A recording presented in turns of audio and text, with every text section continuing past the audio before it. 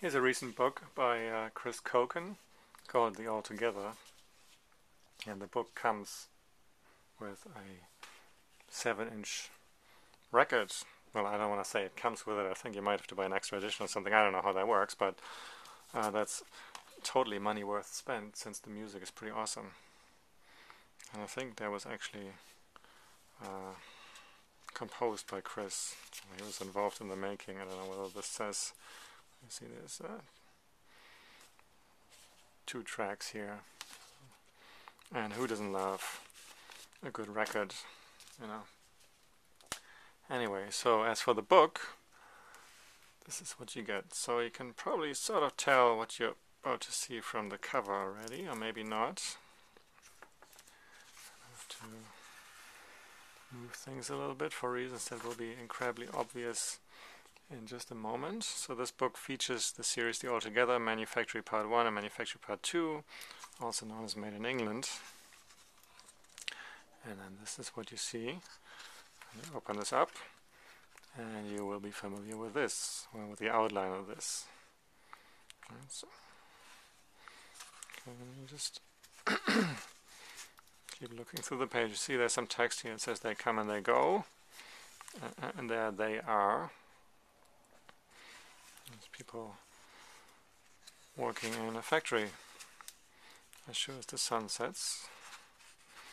So these are the first series are workers in an actual factory in England making something.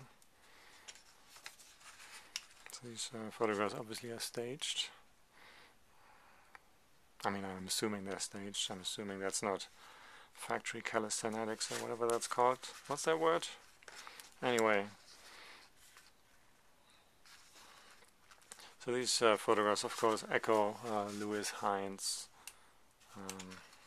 photographs from the early 20th century a little bit, and some sort of semi-ironic echo, because there's a real issue here, of course, namely the fact that actual manufacturing has disappeared from many Western countries, which has all kinds of repercussions, jobs,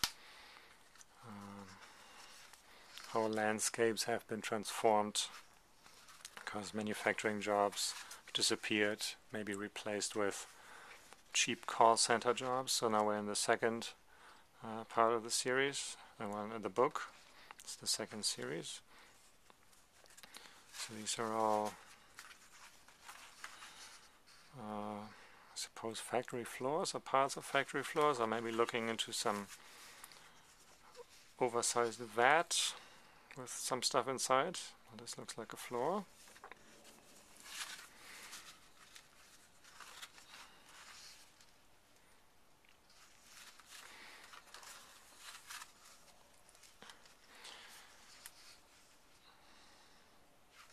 The format is interesting. I don't know how I feel about each page being a fold-out. I am certain that there are just enough people who don't want to do all that work. Of course, when you make a photo book, you don't want to cater to the lazy. But still, it's, I think in this case, one might wonder whether all the fold-outs are really necessary. And I think this is sort of, yes, so this is the third part of the book, third series. These are, I think, regular tools, photographed lying on the floor, the ground, I guess. Tools used in that factory.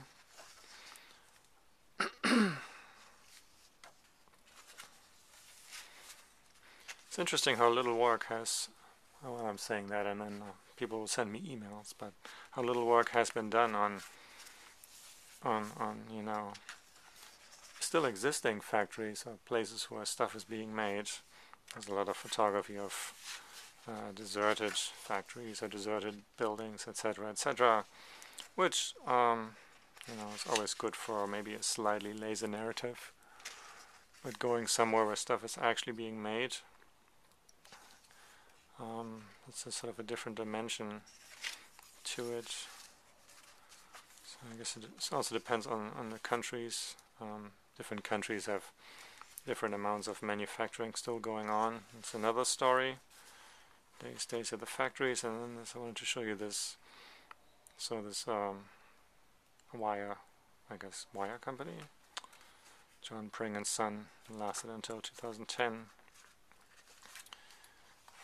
I think that's the end of the book. There's a little explanation. There's the colophon.